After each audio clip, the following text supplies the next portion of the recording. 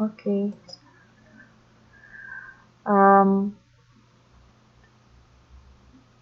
jadi hari ini kita belajar masih dalam modul 4, belajar tentang organisasi internasional. Minggu kemarin kita udah belajar tentang pemahaman hubungan internasional, kaitannya dengan ekonomi dan politik. Nah, sekarang kita belajar tentang kerjasama internasional dan organisasi internasional. Itu ya. Ini tambahan untuk pembelajaran modul 4. Nanti kalau misalnya ada materi-materi yang kurang bisa dibaca lagi modulnya, karena kita udah pernah belajar itu sebelumnya, jadi ini review.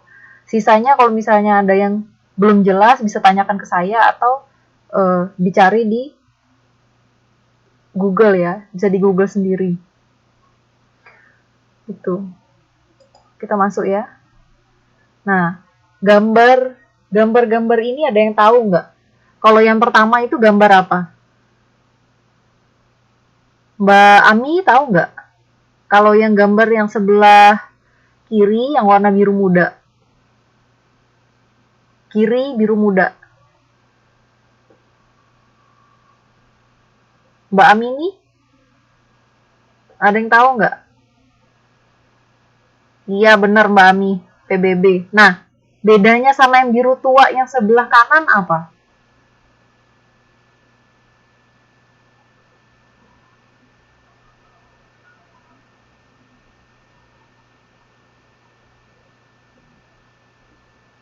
Ada yang tahu nggak bedanya apa sama yang kanan? Biru muda yang sebelah kiri sama yang biru tua sebelah kanan, bedanya apa? Di situ ada tulisannya United Nations. Kalau United Nations itu kalau di bahasa Indonesia kan jadinya Persatuan Bangsa-Bangsa, jadi PBB juga. Ya. Jadi apa bedanya? Itu bisa dicari sendiri ya di Google ya. Apa bedanya? Oke. Itu ada sejarah dan perkembangannya. Ya, ada sejarah dan perkembangannya. Nanti bisa dicek. Yang sebelah kiri bawah itu ILO, kalau pakai bahasa Inggrisnya. ILO itu kalau dari bentuk-bentuknya sih mirip-mirip keanggotaan organisasi PBB ya, coba perhatikan. Gambar padi atau padi ya, atau gambar tumbuhan yang melingkari bulatan itu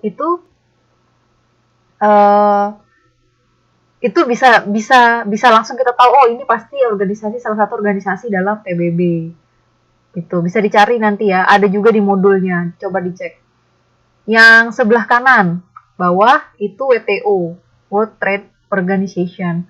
Trade itu artinya perdagangan ya, trading. Jadi ini organisasi untuk perdagangan.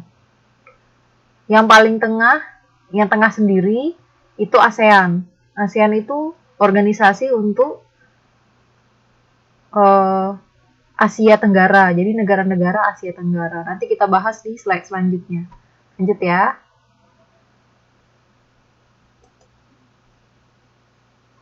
Nah, ini pengertian dari organisasi internasional. Di sini dijelaskan bahwa organisasi internasional adalah gabungan beberapa negara atau bentuk unit fungsi yang memiliki tujuan bersama untuk mencapai persetujuan, juga merupakan isi dari perjanjian. Jadi di sini dikatakan bahwa organisasi itu memiliki fungsi ada negara. Jadi komponennya adalah ada negara. Kemudian dia memiliki fungsi dan tujuan yang sama. Kemudian fungsi dan tujuan yang sama itu akan mencapai persetujuan. Nah, persetujuan ini akan menjadi isi dari perjanjian. Jadi pertama misalnya ada negara dulu, atau di sini dikatakan adalah unit fungsi. Unit fungsi itu misalnya non negara yang sudah kita jelaskan minggu lalu. Nah, Terus mereka memiliki tujuan bersama atau tujuan yang sama. Tujuan yang sama ini mereka buat agar, maksudnya bagaimana mereka untuk mencapai suatu tujuan atau keuntungan bersama. Kemudian mereka menulis persetujuan. Persetujuannya ditandatangani oleh beberapa negara atau aktor non-negara. Kemudian persetujuan itu akan menjadi perjanjian. Waalaikumsalam, nggak apa-apa Mbak Santi. Gitu ya. Itu organisasi internasional. Jadi, organisasi internasional itu harus ada tujuan. Jadi, visi misi. Harus ada visi misi. Semua organisasi bisa dicek. Baik itu organisasi sekolah, organisasi negara, organisasi negara misalnya apa, pemerintah, DPR, itu termasuk organisasi ya. Terus apa lagi ya? Organisasi yang besar misalnya Walhi ya, misalnya buat lingkungan hidup, itu ada tujuan, ada visi misinya. Kemudian pasti mereka punya perjanjian apa. Jadi intinya organisasi internasional itu perlu diingat bahwa organisasi internasional itu ada visi dan misinya. Kemudian ada unit fungsi. Unit fungsi itu adalah orang yang menggerakkan atau orang yang menyetujui visi dan misi tersebut, gitu ya. Lanjut ya. Nanti kalau ada pertanyaan silahkan ditanyakan saja. Nah, ini macam-macam organisasi internasional.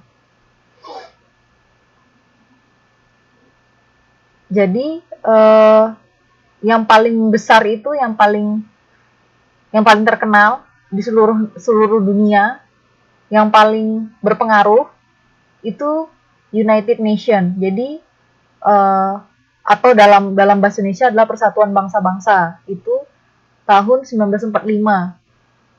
Itu 1945 itu kita masuk ya. Masuk ke PBB ya. Atau diubah menjadi, maksudnya kita Indonesia itu mengatakan Persatuan Bangsa-Bangsa karena kita menjadi salah satu anggota dari PBB. Nah, United Nations ini fungsinya banyak. Bisa di Google nanti, tapi yang paling penting mereka itu organisasi ini dapat menyetujui pembentukan suatu negara baru. Itu yang paling penting. Jadi kalau misalnya kayak contoh Israel, contoh lagi misalnya Indonesia tahun 1945. ASEAN Tengah Mbak Wawan. Itu ini Mbak Wawan ya. Jadi kita dari organisasi yang internasional sampai regional. Kalau ASEAN kan hitungannya regional. Nah, kemudian UNICEF. UNICEF itu isi dari salah satu organisasi yang tergabung dalam United Nations. Jadi istilahnya itu penanggung jawabnya itu United Nations, kemudian dia punya banyak anakannya itu ini semua kayak UNICEF, UNESCO, WHO, IMF, ILO, itu masih banyak lagi ya, itu bisa dicek. Itu anak-anakan dari United Nations. Jadi United Nations adalah penanggung jawabnya. Iya, jadi ini urutan dari internasional ke regional. Regional itu maksudnya dari yang negaranya banyak ke negaranya ini sedikit. Jadi kayak Asia Tenggara kan cuma kawasan kita saja gitu. Nah, UNICEF itu untuk, kalau di sini tulisannya adalah untuk anak-anak ya. Jadi fungsinya adalah membantu misalnya pendidikan anak-anak. Terus habis itu misalnya ada busung lapar. Tapi anak-anak, pokoknya segala sesuatu yang berhubungan dengan anak-anak. Itu UNICEF ya. Terus UNESCO itu berhubungan dengan kebudayaan dan pendidikan, terus intelijensia. Jadi segala sesuatu yang dibuat oleh manusia itu bisa, misalnya kalau UNESCO itu jatuhnya tuh kayak kayak muri lah, kayak yang memuseumkan atau gimana ya saya ngomongnya, Istilahnya itu misalnya kita punya tarian misalnya kecak dari Bali. Nah, UNESCO itu bisa mengeluarkan surat pernyataan bahwa tari kecak itu adalah dari Bali. Kebudayaan dari Bali, kebudayaan Indonesia. Jadi mereka seperti mengeluarkan hak paten lah istilahnya, hak paten kebudayaan negara-negara.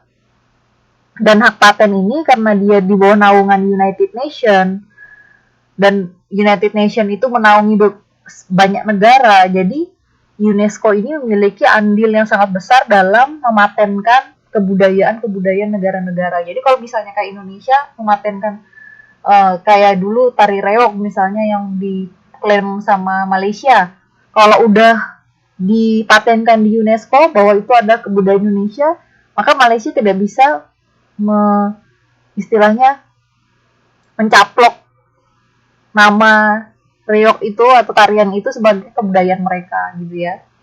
Waalaikumsalam Mbak Natalia. Terus WHO. WHO itu untuk kesehatan, sama kayak busung lapar dan lain-lain. Terus IMF. Waalaikumsalam Mbak Husnul. Masuk aja ya.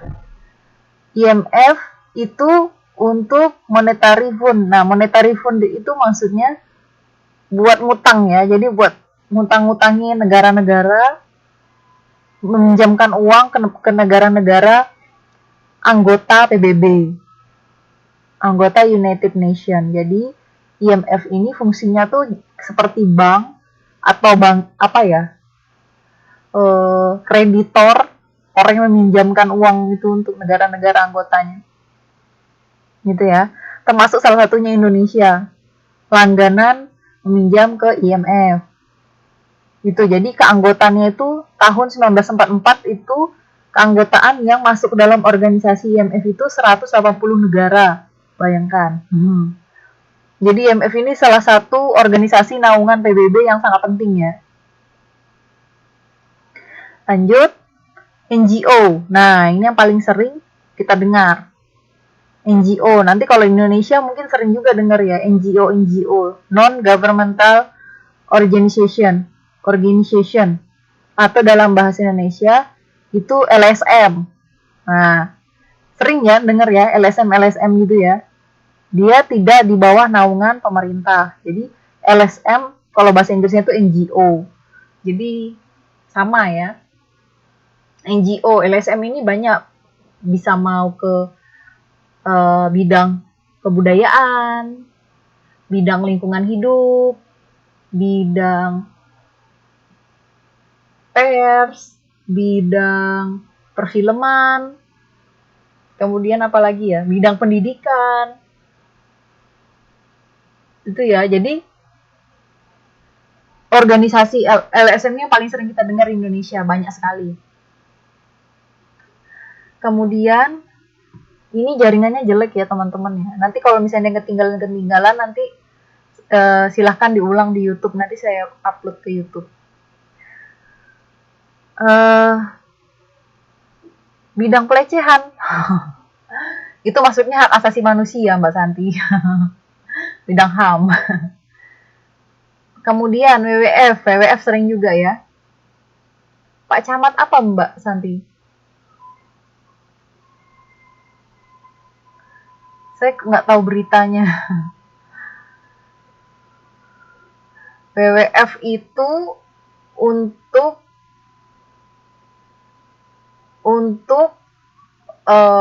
hewan, World Wildlife Fund. Jadi itu fungsinya adalah untuk melestarikan. Jadi mereka membuat pelestarian alam, pelestarian hewan, pelestarian tempat tinggalnya hewan. Yang paling sering itu yang WWF ya, yang Indonesia ya, orang hutan misalnya, bekantan. Kalau di China itu yang paling sering logonya WWF itu panda ya, pelestarian panda. Kemudian ICRC. ICRC itu atau yang sering kita dengar itu di Indonesia tuh Palang Merah gitu ya. International Committee of Red Cross dibangunnya tahun 1863. Jadi ini salah satu organisasi terlama dan sesepuhnya organisasi-organisasi organisasi kemanusiaan. Nah, ini salah satu organisasi kemanusiaan yang paling lama dan paling sepuh. Jadi biasanya organisasi ini tuh paling berpengaruh. Pasti kalau misalnya ada negara-negara yang membutuhkan, pasti keanggotaan dari Palang Merah itu langsung membantu. Kemudian OPEC. OPEC itu organisasi minyak ya, untuk perminyakan. Jadi tahun 1960 itu anggotanya tuh 13 negara. Biasanya anggota dari OPEC ini adalah negara-negara penghasil minyak atau negara-negara pengolah minyak, gitu ya. Jadi walaupun tulisannya di sini exporting, sebenarnya Indonesia itu sama sebenarnya ekspor minyak, tapi jatuhnya minyak mentah. Terus minyak mentah diolah di luar negeri, kemudian luar negeri mengekspor lagi ke Indonesia, dan Indonesia mengimpor minyak jadi. Nah, jadi intinya ya keluar masuk sama lah minyak itu. Gitu ya. Kemudian ASEAN yang paling bawah. ASEAN ini regional Asia Tenggara. Terkenal ya. Pasti pada tahu semua ASEAN. Udah tahu ya. Anggota-anggotanya itu ada yang hafal nggak? Negara-negara ASEAN. Ayo, ada yang hafal nggak? Dulu saya waktu SMA itu disuruh hafal sama gurunya. Keluar di ujian, postbook.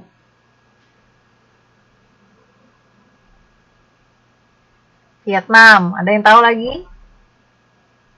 Mbak Wawat? Laos, Kamboja. Wah, Mbak Ami, lengkap sekali.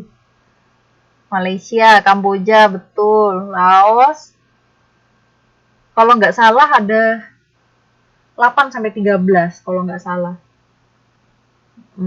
Singapura, Thailand, Filipina. Oke? Myanmar, ya benar Mbak Ami.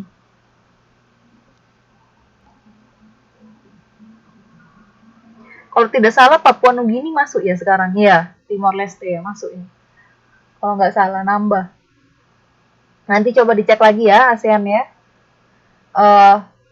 Mungkin tidak keluar di ujian, karena ujiannya open book. Kalau dulu saya ujiannya closed book, ujiannya tutup buku, harus ngapalin itu negara-negara ASEAN. Terus suruh ngapalin organisasi-organisasi internasional itu dengan tahunnya gitu. Jadi kayak tahun berapa didirikannya 1, United Nations, 2, UNICEF, UNESCO, misalnya gitu. Jadi tulis semua dan itu nggak boleh lihat buku.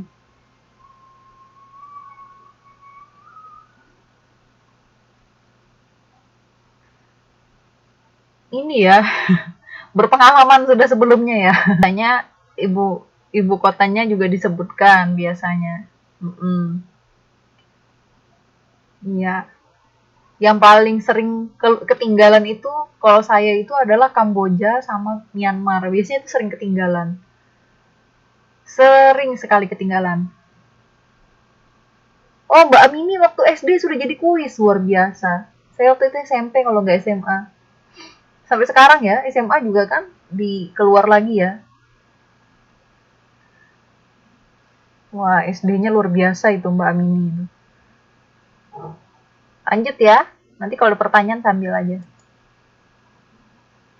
Nah, kita ngebahas kerjasama internasional. Saya ambil contoh di sini adalah negara tetangga kita, Australia. Walaupun sekarang lagi panas sama Australia, tapi ya kita mengingat kembali kerjasama yang baik, persahabatan yang baik antara Indonesia dan Australia. Jadi Indonesia dan Australia itu punya banyak kerjasama dalam bidang pertanian dan peternakan. Banyak sekali ya. Jadi LSM dari NGO dari Australia itu membiayai peternakan Indonesia. Terus mereka mengirimkan bibit sapi terbaik ke Indonesia gitu-gitu. Terus nanti pertukaran misalnya peternaknya. Jadi kayak yang udah berpengalaman dalam bidang beternak sapi unggul itu gitu. Maksudnya mereka mengadakan studi tour lah istilahnya. Kayak studi silang. Jadi orang Indonesia ke Australia, Australia ke Indonesia gitu ya. Tapi kebanyakan pakar-pakarnya dari Australia karena sapi Australia itu memang sudah diakui keunggulannya gitu.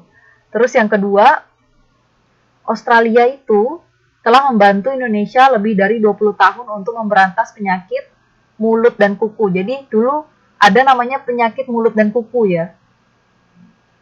Coba nanti dicek lagi ya, atau nanti ditanya ke ibunya atau neneknya. Jadi dulu itu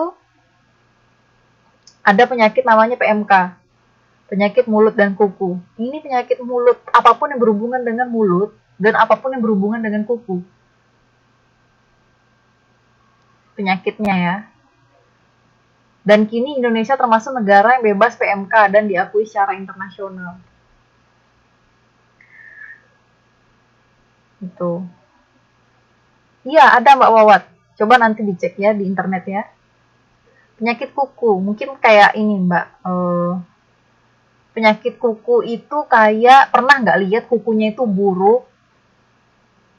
Waalaikumsalam Mbak, apa yang nggak apa-apa? Kuku kaki yang paling sering ya, kuku kaki sama kuku jempol tangan. Itu kalau misalnya,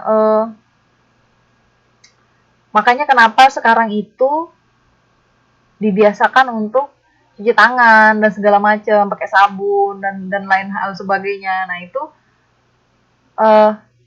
disebabkan oleh dulu itu paling sering ya kuku jempol itu sama kuku kaki itu buruk pinggir-pinggirnya itu. Jadi kayak hitam terus memburuk, terus nanti kayak ada yang diamputasi tangannya. Jadi bukan tangan sih, jari jempolnya. Nah itu kalau mulut itu ya sama, biasanya buruk gitu atau bengkak yang gitu. Jadi kayak bibirnya tuh bengkak, terus sariawan seluruh mulut itu paling sering.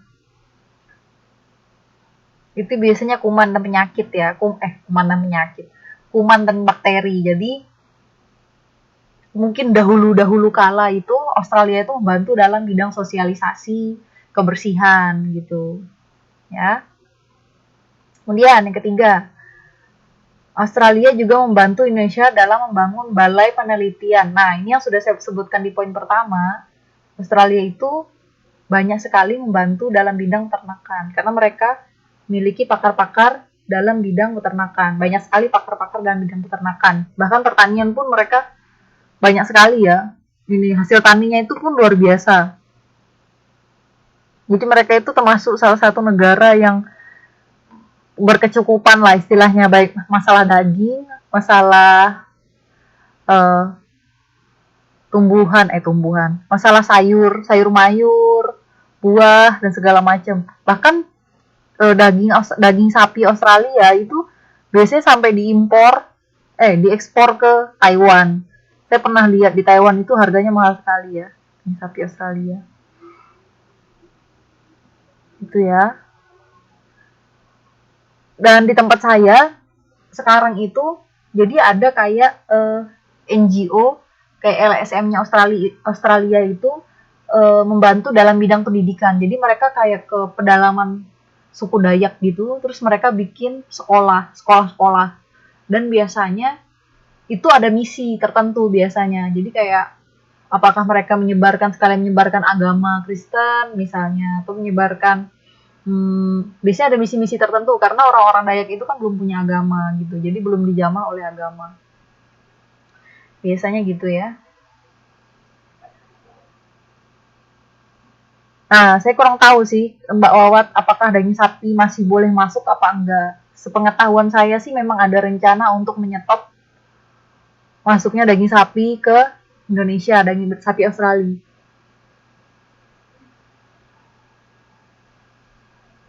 Itu ya, lanjut ya kita ya.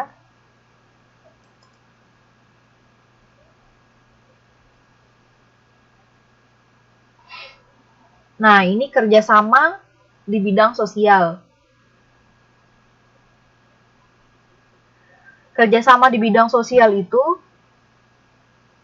kalau dikatakan bahwa, kalau di sini contohnya itu kalau misalnya ada dua negara. Nah, pemimpin kedua negara tersebut itu harus bersepakat untuk menggalang kerjasama, misalnya khususnya di bidang ketenaga kerjaan. Jadi sosial itu nggak cuma kayak tanpa dibayar atau apa. Jadi kayak mencari lapangan pekerjaan pun termasuk dalam kerjasama sosial. Gitu ya. Terus di sini saya sebutkan contohnya yang pertama yaitu, iya Mbak Wawat, saya pernah baca juga artikel itu. Cuman kan media massa masih, kalau saya masih kurang percaya sih. Jadi harus kayak ada keputusan langsung dari menteri atau menteri terkait mengatakan bahwa tidak boleh lagi. Tapi rasa-rasanya kok masih ada daging sapi Australia kemarin saya pulang gitu loh. Mungkin belum, tapi masih ada wacana. Mungkin wacana aja Mbak Owon, belum terlaksana. Apalagi mau hari raya, mau lebaran bentar lagi. Rasanya kok enggak, kayaknya belum. Tahu ya, kurang tahu saya. Terus lanjut, contoh untuk kerjasama bidang sosial. Yang pertama, ikut dalam gerakan non-blok. Ada yang tahu nggak gerakan non-blok ini apa? Kenapa disebut gerakan non-blok? Rasanya saya pernah menjelaskan sebelumnya tentang gerakan non-blok. Ada yang tahu nggak? Mbak Natalia? Mbak Susi? Mbak Santi? Mbak Wawat? Ada yang ingat nggak masih tentang gerakan non-blok? Ada ini apa? Pengertiannya apa? Kenapa jadi dikatakan gerakan non-blok? Dan kenapa Indonesia masuk ke dalam gerakan non-blok?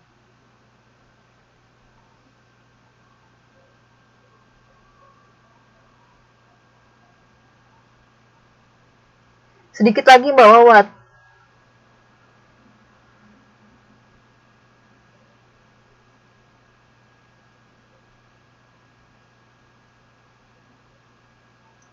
Ada yang tahu nggak?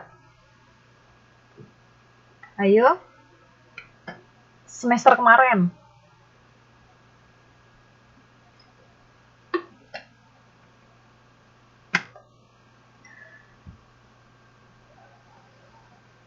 Mbak Santi?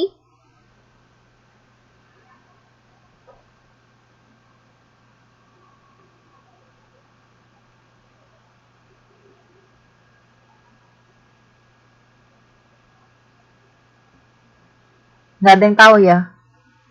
Udah lupa ya? Aduh. Gerakan non-blok itu adalah gerakan yang tidak memihak ke blok timur dan blok barat. Mirip ya, mirip sama Mbak Owat, membuat golongan sendiri ya. Golongan itu tidak memihak blok barat dan blok timur. Jadi daerah negara-negara Timur Tengah, daerah-daerah barat itu Eropa, Amerika. Jadi Indonesia nggak cuma Timur Tengah sih, kayak China juga timur. Jadi Indonesia itu tidak memihak ke blok manapun. Dan sejarahnya itu zamannya Pak Soekarno, itu dengan adanya gerakan non-blok ini, iya jaringannya jelek Mbak Santi. Nanti kalau ada yang ketinggalan nanti dicek aja di YouTube ya. Tempatnya Mbak Santi dari minggu kemarin ya hilang-hilang terus ya. Nanti dicek aja di YouTube nanti suara ininya apa yang kurang-kurang. Nah, gerakan non-blok ini zamannya Pak Soekarno karena berpikir bahwa Indonesia itu harus tidak memihak kemanapun, jadi bisa berteman kemana aja. Jadi mau berteman ke barat bisa, mau berteman ke timur bisa, karena dua-duanya akan beri keuntungan yang sangat besar untuk perkembangan Indonesia, karena waktu itu Indonesia adalah termasuk negara baru gitu ya. Dan gerakan non-blok yang dicanangkan oleh Indonesia itu diikuti oleh banyak negara, salah satunya adalah Afrika, negara-negara di Afrika, ada beberapa negara di Afrika gitu. Kemudian di sini dikatakan bahwa gerakan non-blok ini fungsinya adalah untuk membantu negara-negara berkembang. Nah, benar kan? Jadi zaman dulu itu Indonesia itu kenapa membuat gerakan non-blok? Itu karena ingin mendapatkan keuntungan dari kedua pihak, baik kiri maupun baik timur maupun barat. Nah, sekarang kesini-sini gerakan non-blok ini yang diprakarsai oleh Indonesia itu fungsinya adalah membantu negara-negara berkembang. Nah, Indonesia juga termasuk negara berkembang untuk menghadapi kekuatan dari blok barat dan blok timur. Jadi seperti penyeimbangnya gitu di tengah-tengah. Gitu ya. Kemudian yang kedua,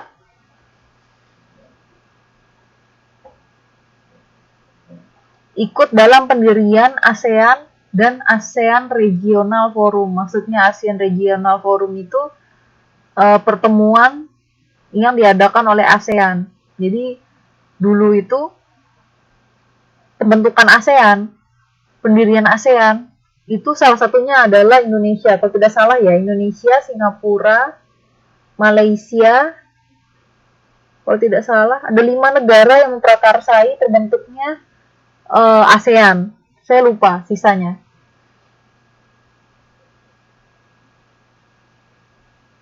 ASEAN Regional Forum itu forum-forumnya ASEAN. Jadi berkumpulnya pemimpin-pemimpin negara ASEAN gitu ya. Iya, Mbak Susi? Suaranya kedengeran nggak?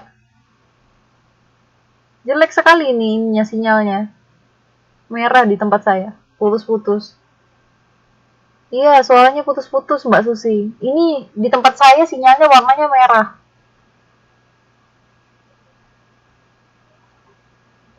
Tadi Mbak Susi tadi offline terus online saya lihat. Kayaknya jaringannya ya. Musiknya kayaknya kurang jaringannya kurang bagus. Nanti sisanya kalau misalnya ada yang kurang-kurang nanti dicek aja di YouTube gitu ya sisanya. Hari ini saya kasih tugas ya, ingat.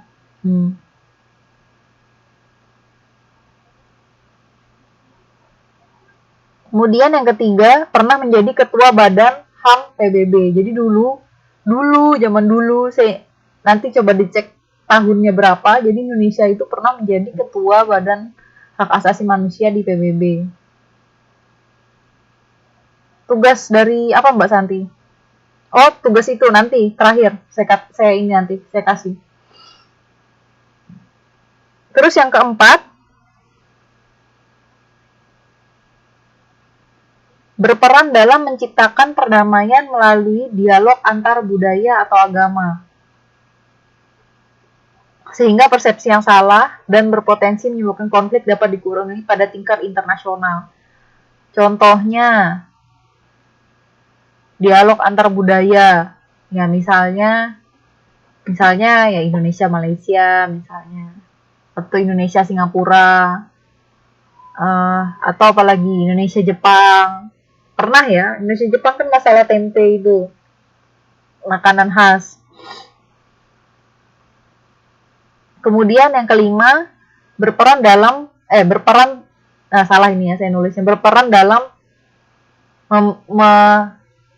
mengirimkan pasukan perdamaian di beberapa negara. Iya Mbak Susi, nggak apa-apa. Berperan dalam mengirimkan pasukan perdamaian di beberapa negara. Jadi contohnya Indonesia sampai sekarang itu mengirimkan pasukan Garuda, namanya kalau nggak salah ya pasukan Garuda ya, pasukan perdamaian Indonesia itu. Pasukan Garuda ke Lebanon, Palestina, terus dulu ya Irak, terus pokoknya negara-negara yang memiliki hubungan kerjasama internasional dengan Indonesia. Bahkan Palestina, sebenarnya Palestina kan Indonesia belum mengakui Palestina sebenarnya. secara formal, secara apa ya? Iya, secara formal belum mengakui Palestina sebenarnya. Gitu ya. Jadi itu adalah kerjasama bidang sosial.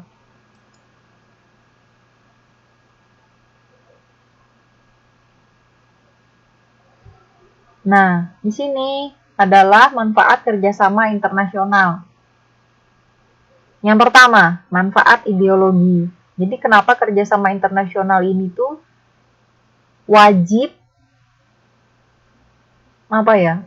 Jadi istilahnya tuh walaupun kerjasama, hitungannya tuh kerjasama, tapi sepertinya wajib karena apa? Itu akan menguntungkan negara yang bersangkutan. Di sini dikatakan adalah manfaat ideologi loh. Kok kenapa jadi ada manfaat ideologi? Kenapa dengan bekerja sama dan kerjasama internasional itu kita bisa mempertahankan ideologi kita, bisa mempertahankan kelangsungan hidup bangsa dan negara. Kenapa? Tadi saya katakan tadi di awal tentang United Nation. United Nation atau PBB itu fungsinya adalah misalnya UNESCO. UNESCO itu mematenkan kebudayaan. Terus United Nation, PBB, itu fungsinya yang paling penting adalah mengakui keberadaan suatu negara. Nah, bayangkan kalau kita tidak bekerja sama dengan negara-negara keanggotaan PBB dan kita tidak diakui sebagai negara. Banyak sekali ya negara-negara yang tidak diakui sebagai negara sekarang. Jadi, beruntunglah Indonesia gitu ya. Berkat Tuhan lah yang paling besar, yang paling penting. Tapi maksudnya pahlawan-pahlawan kita dulu itu dengan luar biasanya, dengan pemikirannya bisa dengan cepat membuat Indonesia itu merdeka gitu. Bahkan ya dulu itu Palestina dan Indonesia tuh hampir berdekatan istilahnya. Waktu mereka ingin memprakarsai kemerdekaan juga, Palestina sebenarnya ya dekat-dekat Indonesia. Tapi bayangkan, Palestina sampai sekarang malah masih banyak yang belum mengakui dia sebagai negara. Indonesia dari tahun 1945 sudah diakui sebagai negara. Benar Mbak Ami, dulu itu orang tuh pinter, tapi nggak pinter ya, saya kurang senang kalau bilang pinter itu. Bilangnya tuh cerdas. Nah, kalau cerdas itu secara emosional dan secara intelektual itu mereka cerdas. Jadi walaupun sekarang kan banyak kita itu melupakan kebudayaan, melupakan misalnya kacang lupa kulitnya. Sekarang ngomong asal sembarangan. Terus sama yang tua misalnya, yang dulu-dulu kurang menghormati gitu kan. Sama pahlawan-pahlawan, sekarang pahlawan-pahlawan itu makanya saya dengar dulu-dulu itu kayak di TV-TV itu ada beberapa yang kayak veteran-veteran perang itu mereka tuh jualan sayur, terus kayak yang ada yang ngemis, ada yang jadi pemulung. Bayangkan veteran perang gitu, kayak yang tidak dihargai sama sekali gitu ya.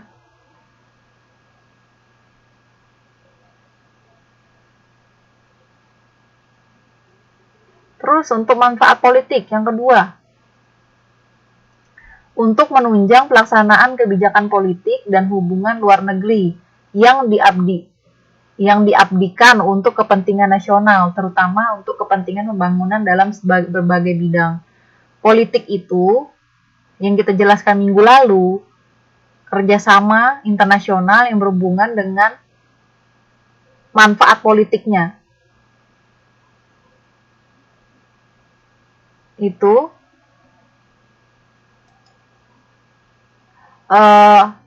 sudah saya jelaskan minggu lalu ya. Jadi kenapa ada hubungannya nanti hubungan internasional itu dengan politik itu, ya permasalahannya banyak. Salah satunya yang kayak sekarang dengan adanya kerjasama internasional itu, kita misalnya bisa mempengaruhi kebijakan, bukan kita mungkin ya, orang negara lain mungkin bisa mempengaruhi kebijakan dalam negeri Indonesia gitu.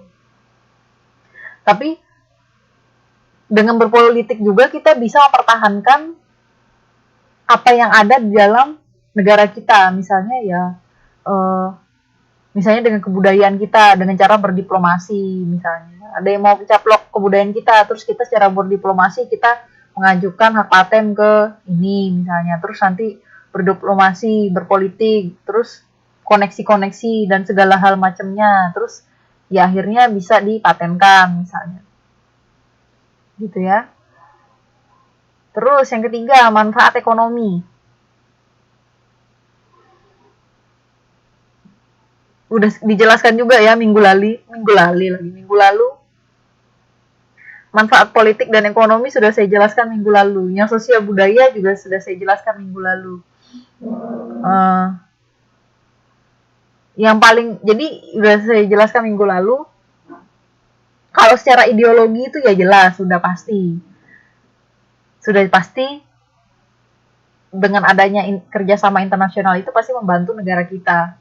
Membantu tadi yang saya jelaskan tentang ketahanan, terus membantu nama negara kita tetap sebagai sebuah negara yang merdeka misalnya. Kemudian masalah politik dan ekonomi minggu lalu sudah saya jelaskan. Yang ekonomi misalnya yaitu yang masalah kayak Australia mengirim daging sapi, terus Arab Saudi minyak misalnya, terus Singapura misalnya masalah perdagangan, Taiwan misalnya masalah perdagangan, masalah apa lagi trading ya, ekspor impor ya, kebanyakan itu ekonomi ekspor impor. Kemudian masalah sosial budaya ya sama, misalnya dalam hak paten tadi.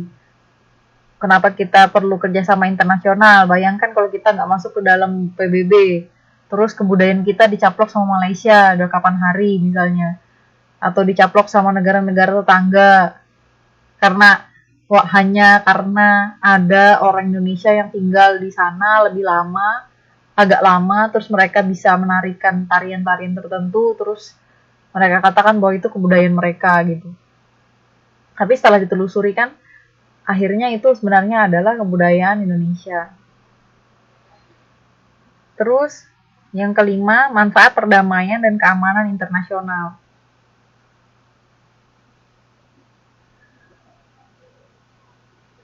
Fungsinya adalah untuk menunjang upaya pemeliharaan dan pemulihan perdamaian, keamanan, dan stabilitas internasional. Udah jelas sekali ya ini untuk kerjasama internasional ini, manfaat perdamaian dan keamanan itu sangat jelas sekali pengaruhnya. Seperti tadi Indonesia mengirimkan pasukan perdamaian ke Libanon. Terus misalnya, saya ambil contoh jangan Indonesia lah. Misalnya negara Taiwan. Taiwan itu big brother-nya atau saudara tuanya adalah Amerika. Kerjasama internasionalnya lebih besar ke Amerika. Istilahnya arah dan panduan negaranya itu adalah Amerika. Nah, China mau istilahnya mengganggu keamanannya Taiwan ya agak susah karena China sama Amerika itu ya sama kuatnya, mungkin masih lebih kuat Amerika gitu. Tapi ya ada untungnya, sangat kelihatan ya untung dari kerjasama internasional itu di bidang perdamaian dan keamanan internasional. Misalnya juga salah satunya adalah perebutan wilayah kekuasaan, wilayah daerah negara, misalnya kayak kasusnya Laut Cina Selatan, ada yang tahu nggak? Yang negara Filipina, China, Taiwan, terus negara apa lagi satunya itu? Indonesia juga masuk ya, masalah zona laut itu. Coba nanti dicek. Terus manfaat kemanusiaan udah jelas kayak Aceh dulu.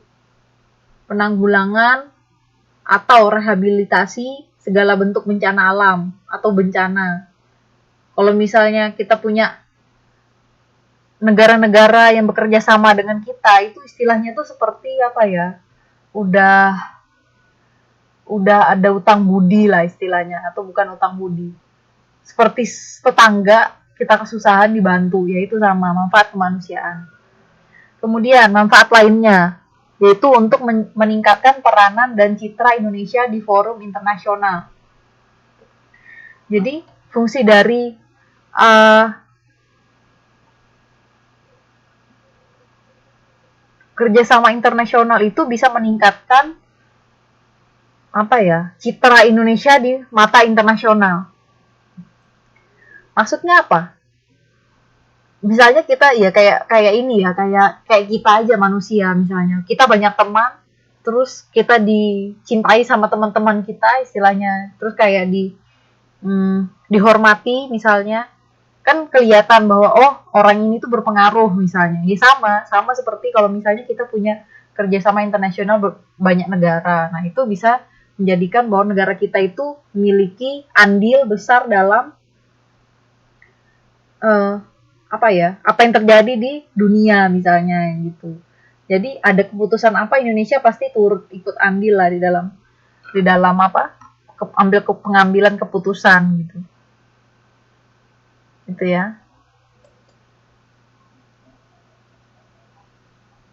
Ini slide terakhir. Ini nggak ada yang nanya ya? Ada yang mau nanya nggak? Sambil ya. Ini yang masuk cuma 9 orang sampai jam 10. Sinyalnya juga tempat saya masih merah-merah dari tadi. Banyak yang pulang ke Indo ya. Oh ya, oke. Kemudian manfaat kerjasama internasional terhadap Indonesia. Ini contoh-contoh ya, contoh nyata yang pernah dialami oleh Indonesia dan manfaatnya dirasakan. Yang pertama adalah dengan adanya perjanjian internasional, Indonesia itu bisa mengatasi masalah wilayah kedaulatan dan menghasilkan beberapa konvensi. Konvensi itu apa? Bisa cek di modulnya ya. Pertama, Convention on the Territorial Sea and the Contiguous ya, Zone. Itu maksudnya adalah konvensi tentang tentang kedaulatan wilayah. Terus Convention on the High Sea. High Sea itu adalah laut dalam. Zona laut dalam apa kalau tidak salah ya. Terus Convention on Finishing and Conservation on the Living Resources of the High Sea. Itu ada zonanya lagi dan itu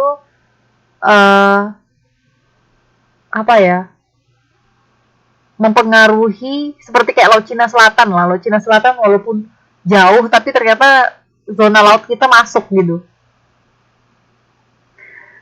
Jadi di sini dikatakan bahwa Indonesia itu terbantu dengan adanya sidang hukum laut di Geneva tahun 1958 tentang kedaulatan wilayah Indonesia. Jadi garis lautnya, garis pantai, garis teritorial, garis res konservasi itu ada semua.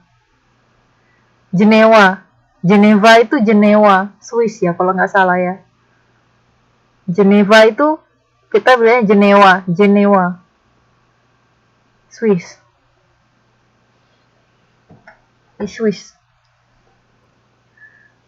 Terus perjanjian internasional kerjasama internasional antara Republik Indonesia dan Malaysia mengenai landas kontinen Selat Malaka dan Laut Natuna, Laut Cina Selatan. Jadi Laut Natuna itu yang kena sedikit lah, kena wilayah lautnya, kena Laut Natuna. Natuna ini banyak ya diperebutkan karena apa? Dari namanya udah ketahuan, ini banyak sekali ikan tuna merah di sana. Di perairan Natuna itu. Ikannya luar biasa banyak. Di Kuala Lumpur pada tanggal 27 Oktober 1969. Ini jangan di contoh ya, saya nulisnya Kuala Lumpurnya huruf kecil. Ini pasti ngantuk-ngantuk ini nulis bikinnya. Kemudian yang ketiga adalah kerjasama internasional antara RI dan India mengenai penetapan garis batas dan landas kontinen Laut Andaman. Nah, Laut Andaman, Malak itu Malaka, salah, Selat Malaka.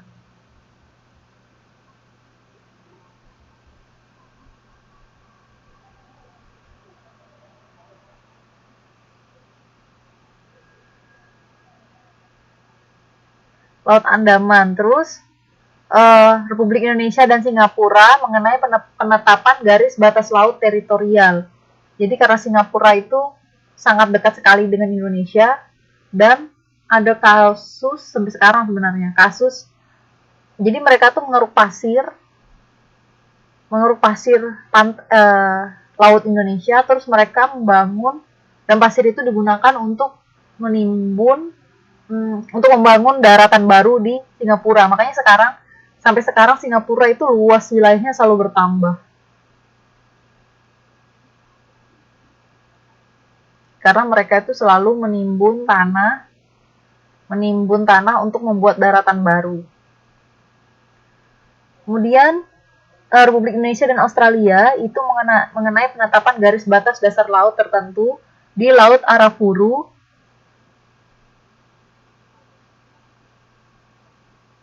dan daerah utara Irian Jaya, Papua Nugini. Ya, kalau masalah mengeruk kekayaan milik negara lain, kalau negaranya kayak Indonesia sih kayaknya masih bisa nyolong-nyolong dikit. Karena pertama birokrasinya, terus mungkin banyak oknum-oknum tertentu yang ngasih izin. Jadi agak susah sih. Apalagi Singapura kan terkenal tempatnya para koruptor menimbun uang, gitu ya. Kalau kata dosen saya dulu, kalau koruptor itu menarik uangnya di Singapura, uang yang mereka hasil korupsi itu di Singapura, itu Singapura bisa bangkrut, kata dosen saya sih. Tapi ya sepertinya masuk akal karena saking banyaknya orang-orang Indonesia yang tidak benar itu menanamkan modalnya di Singapura, gitu ya. Ada pertanyaan nggak? Terus kalau dimisalkan di laut, kan hasil lautnya misal di perbatasan nggak jelas sampai mana-mananya. Nah, misalnya punya negara Indonesia, hasil lautnya ditangkap negaranya dan nggak tahu di mana. Oh iya, kalau negaranya Indonesia, saya bilang agak susah karena negara kita sangat besar. Tapi untuk masalah pertahanan, keamanan, terus hak paten, apalagi ya, intinya tuh untuk melindungi itu sumber dayanya kurang. Jadi kalau namanya curi mencuri itu negara-negara lain sudah banyak sekali. Paling sering kita dengar kan masalah ikan. Sebenarnya dari dulu itu kayak pasir, terus tanah yang dikeruk di laut, apa segala macam itu udah banyak sekali. Halo Mbak Susi? Iya, benar, kapalnya ditenggelamkan. Tapi ya sampai kapan gitu? Sampai kapan? Sampai kapan kalau misalnya sumber dayanya tetap kurang, ya ke sini-sininya ya kita optimis aja lah yang penting. Kita optimis aja. Iya. Ada pertanyaan nggak? Ini slide-nya udah habis. Terus ini saya kasih lihat nama kelompoknya lagi. Lihat ya. Yang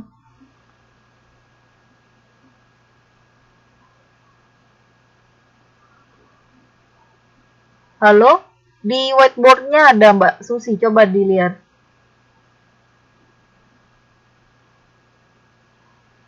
Ini nama kelompok-kelompoknya. Ada kelihatan nggak di whiteboard-nya? Oke. Ini ya, nama kelompoknya ya, tugasnya. Nah, tugasnya itu modul halaman 85, halaman 85 ya, dan 86. Jadi saya tulis aja di whiteboard. Tugas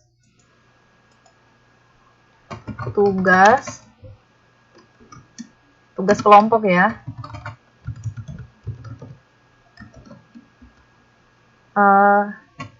halaman 85 sampai 86 modul PPKN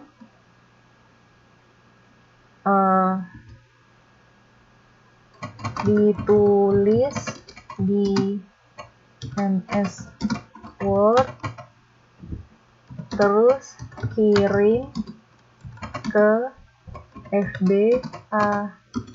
atau email saya di adipratiwi66@gmail.com. Nah, dikumpul kapan tugasnya? Ini kalau bisa 1 sampai 2 minggu. Tapi kayaknya 1 minggu. Gimana? 1 apa 2 minggu? 1 minggu aja ya? Cukup ya?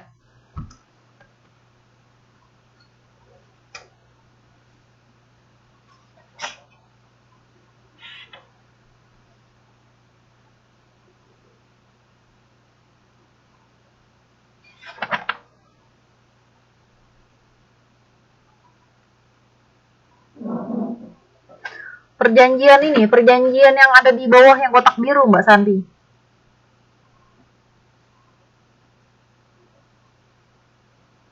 Perjanjian RI dan Singapura. Iya, kenapa Mbak Santi?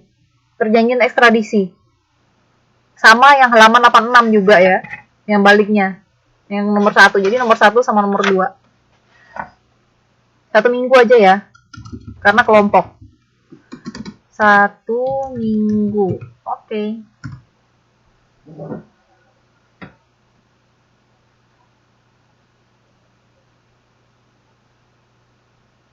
Oke, 1 minggu pakai poin aja ya. 1 minggu dapat 5 poin. 2 minggu itu 2 poin. Sip.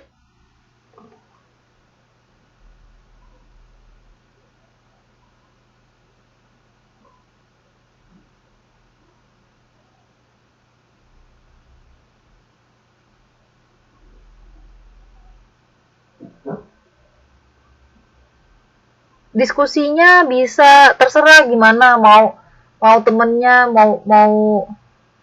mau lewat Facebook bisa, atau nanti kalau saya itu dulu sama teman saya jadi gini, masing-masing kami cari jawaban sudah, terus nanti tinggal kayak kira-kira jawabanmu bagus nggak, gini-gini, misalnya cari waktunya gitu, saling kirim jawaban gitu-gitu aja sih. Jadi sisanya nanti siapa yang nulis kan gampang gitu. Iya, saya tulis makanya 1 sampai 2 minggu. Kenapa Mbak Susi?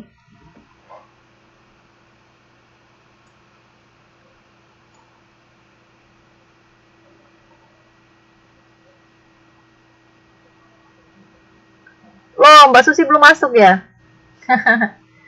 Mbak Susi masuk di kelompok 4.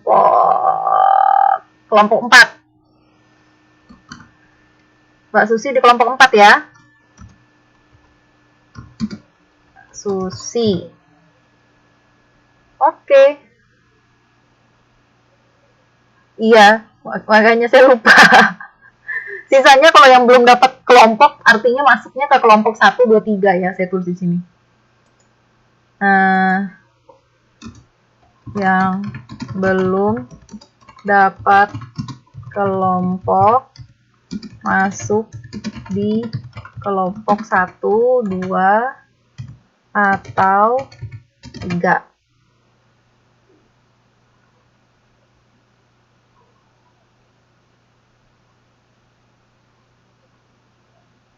Wah, kalau 3 minggu kelamaan Mbak Boel. 3 minggu itu tugas apa itu ya? Nanti ada tugas individu lagi soalnya. Tugasnya cuma 2 kok nanti. Tugas individu sama tugas kelompok sekali doang. Biasanya, sepengetahuan saya, biasanya walaupun tugas itu dikerjakannya mau hari-hari dekat harinya kok. Bener nggak? Kalau dicicil dari sekarang pasti beres kok.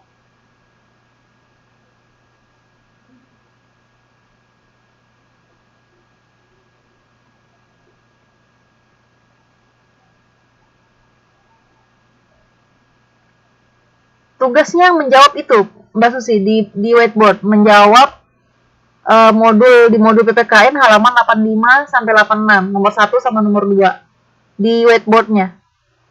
Nanti saya share di Facebook tugasnya sekalian sama PPT sama YouTube. YouTube-nya agak telat mungkin 3 harian lah. Karena nyari waktu yang pas buat ngupload sama buat ngedit sedikit. Oke. Ada pertanyaan nggak? Kita masih ada berapa menit? Wow, udah lewat ya? Udah lewat 5 menit ya?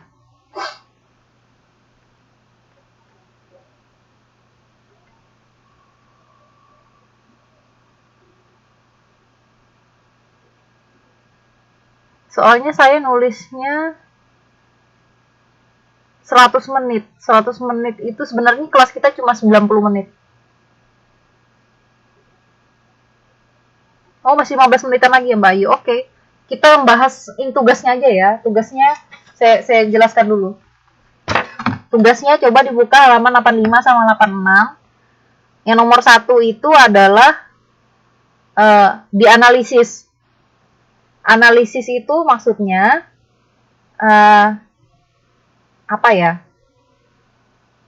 Kalau analisis itu bahasa simpelnya, bahasa mudahnya adalah mencari tahu pertama, terus mencari tahu kenapa. Jadi ada 5 pertanyaan: apa, mengapa, bagaimana, terus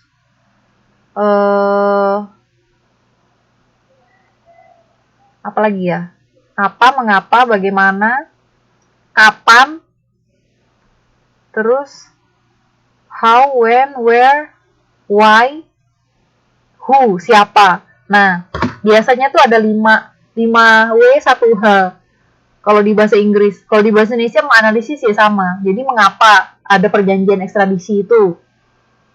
Bagaimana perjanjian ekstradisi itu bisa terjadi? Terus siapa aktor-aktornya? Terus apa saja isinya? Maksud isinya apa? Terus kenapa dibuat? Ya kenapa sama dengan mengapa ya? Kenapa dibuat perjanjian itu? Terus dampaknya, dampak dari perjanjian ini. Jadi harus lengkap ya. Iya, tugas kelompok. Soalnya yang ngerjain kan banyak ya. Jadi menganalisis isi dari perjanjian RI dan Singapura. Tapi hati-hati, iya Mbak Awin, nggak apa-apa. Hati-hati, kaitkan dengan bahasan kita hubungan internasional.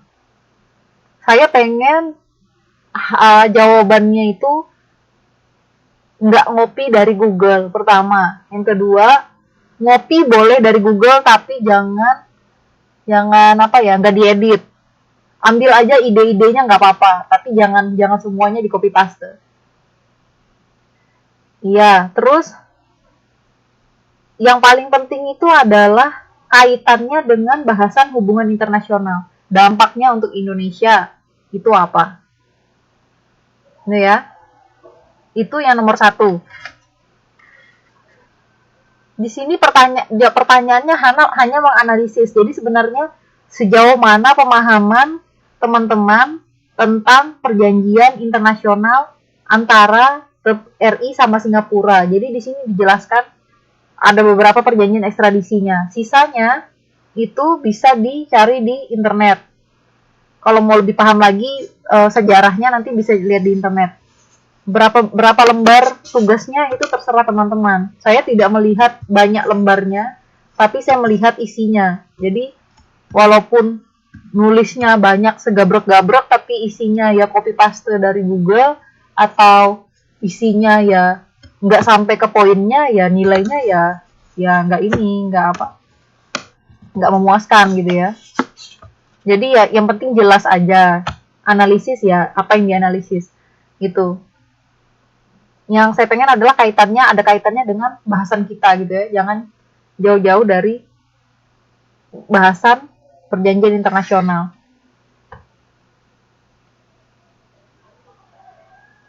Terus yang kedua, tugas 2 itu menganalisis ketiga pendapat dari Menteri Pertahanan Juwono Sudarsono, terus Kepala Pusat Penelitian LIPI Ikrar Nusa Bakti, terus Panglima TNI Marsikal Joko Suyanto. Jadi kalau saya lihat di sini dikatakan bahwa di sini minta alternatif solusi dari dampak-dampak yang ditimbulkan dari perjanjian tersebut.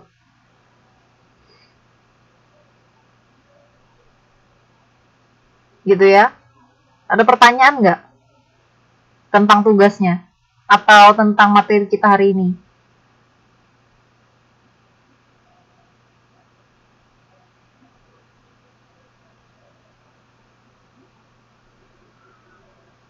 Bisa ya. Kalau ada pertanyaan nanti bisa chat ke Facebook saya. Cukup nggak ya 2 ya?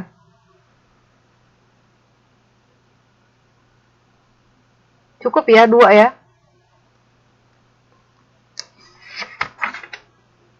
Jawabannya nggak panjang kok ini. Kalau mbaknya teman-teman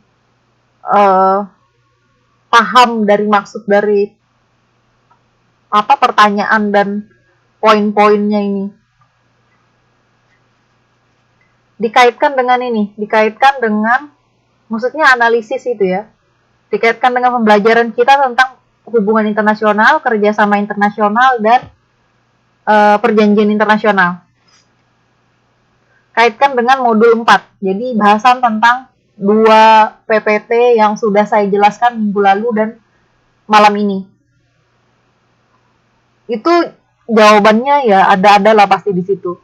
Di PowerPoint saya tuh kalau bisa, kalau ngerti pertanyaannya itu pasti ngerti lah, pasti jawabannya udah dapat aja nanti. Nggak panjang kok.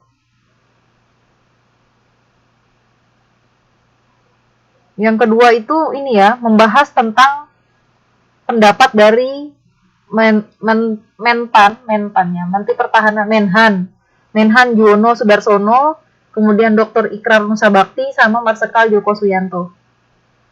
Ada pertanyaan? Atau ini kelompok udah habis semua apa? Belum? Udah dapat semua? Dengar nggak suara saya?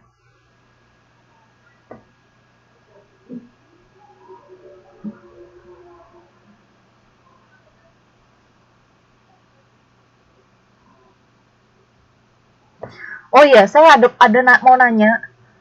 Itu benar ya tentang isu katanya mau di moratorium tentang TKW yang dikirim ke luar negeri.